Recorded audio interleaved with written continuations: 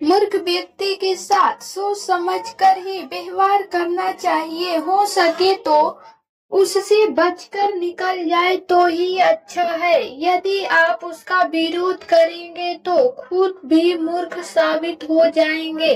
पढ़े लिखे मूर्खों से समाज और राष्ट्र का ज्यादा नुकसान होता है। हमारे देश में बहुत से राजनेता, अभिनेता, कलाकार, साहित्यकार और पत्रकार बंधु मूर्ख हैं। आप जरा इनसे बचकर ही रहें। झगड़ा करना कोई बुरी बात नहीं है, लेकिन किसी की आदत ही हो जाती है हर मुझे पर झगड़ते रहना। ऐसे लोगों को कब और कौन सी बात चुभ जाए कहा नहीं जा सकता। ऐसे लोग आपके जीवन को नर्क बना सकते हैं। बात बात पर झगड़ते रहना या कुछ न कुछ चुभने वाली बातें बोलते रहने वाले से आप दूर रहेंगे तो ही शांतिपूर्वक प्रगति कर पाएंगे। झगड़ालू व्यक्ति खुद की जिंदगी में जहर तो घोल ही देता है, साथ ही वह दूसरों की जिंदगी में जहर समान बना देता है। ऐसा व्यक्ति खुद को हर जगह सही साबित करने का प्रयास करता है, और जब वह तर्क या तथ्यों में हार जाता है तो तुरंत ही झगड़े पर उतर आता है। हालांकि झगड़ालू व्यक्ति की कई तरह की किस्में होती हैं। मुझे पर झगड़ने वाले को भी समझना होगा, क्योंकि मुझा बनाकर भी झगड़ा जा सकता है। शराबी व्यक्ति वेद और पुराणों में शराब का सख्त रूप से निषेध किया गया है। आप सोच रहे होंगे कि शराब पीने में क्या बुराई है। इस देश में सबसे ज्यादा अपराध शराब पीने वालों ने ही किए हैं। शराबी कई तरह के होते हैं, देवदास, अवघड़, शौकिया, लती, अपराधी, राजसी आदि। इनमें से कुछ सही और कुछ गलत हो सकता है कि आप भी इनमें से एक हो।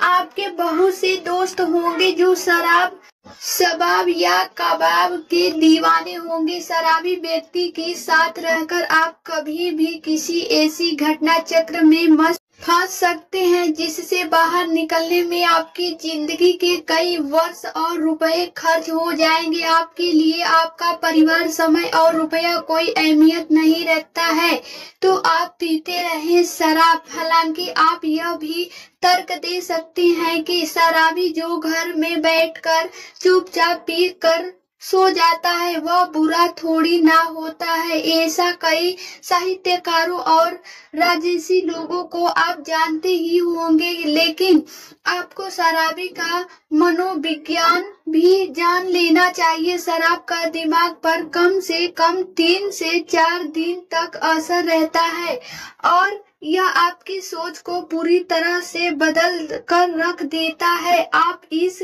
पर विश्लेषण कर सकते हैं यह भी कि यह आपकी होश का स्तर निरंतर गिराती जाती है और अंत में आपका दिमाग बगैर शराब पिए भी अनकंट्रोल रहने लगता है। मीठी छुरी या बगुला भगत, क्या आप अपने दोस्तों की पहचान करना जानते हैं? आपके दोस्तों की फहरिस्त में इस तरह के दोस्त हो तो सावधान रहे। दोहरे चरित्र वाले, हर बात बताओ का आग्रह करने वाले, मीठी छुरी और नकली मुस्कान वाले बकुला भगत, जलन से भरे या ईर्ष्यालु, लगातार मुकाबला करने वाले या आपको प्रतिद्वंदी समझने वाले, हर बात पर फैसला सुनाने वाले देवदास या लड़कीबाज, अपने अह का प्यार, धन के लालची, गप्पे मारने वाला आदि। हालांकि इन सभी से बच के रहना चाहिए, लेकिन मीठी छुरी या बकुला भगत से तो हमेशा बचकर रहें। बहुत सी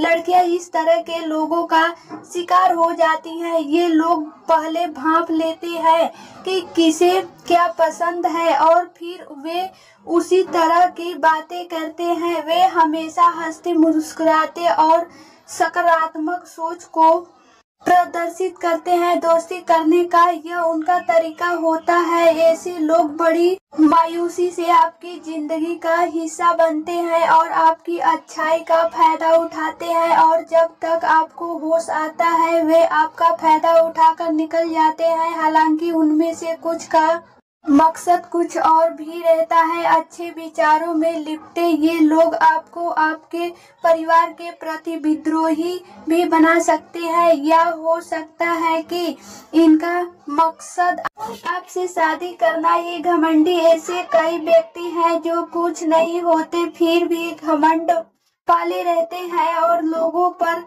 जबरन ही रौब झाड़ा करते हैं। ऐसे भी कुछ लोग हैं जो बहुत कुछ होते हैं, उनके पास धन पद और सम्मान सब कुछ होते हैं और इसी से वे घमंड करते हैं। दोनों ही तरह के लोगों से बचकर रहेंगे तो फायदे में रहेंगे, अन्यथा ये लोग आपको हीनता का बोध कराते रहेंगे और आपको हरदम नीचा दिखाते रहेंगे। हाँ, यह बात सही है कि हर व्यक्ति में थोड़ा बहुत घमंड तो होता ही है, लेकिन कुछ ज्यादा ही घमंड है तो फिर वह आपका मित्र तो कतई नहीं बन सकता। अगर आपका कोई दोस्त आपसे पहले अपनी बात करना चाहता है तथा वह आपकी बात सिर्फ इसलिए काट देता है क्योंकि उसकी राय इससे जुदा है, तो यही मायनों में आपके अहंकारी व्यक्ति से बात कर रहे हैं। ऐसे लोग अपने अह के लिए घंटों लड़ सकते हैं। उन्हें इस बात से कोई सरोकार नहीं होता कि आप क्या कह रहे हैं। उनकी नजर में फर्क वे ही सही होते हैं। वे किसी भी सूरत में अपनी गलती मानने को तैयार नहीं होते। ऐसे लोगों से व्यवहार रखने का एक ही तरीका होता है कि आप उनकी हाँ में हाँ मिलाते जाएं। ईर्ष्यालु अपने देखे होंगे इस तरह के लोग जो अक्सर आसपास मिल जाएंगे जो आपसे ईर्ष्या रखते हैं।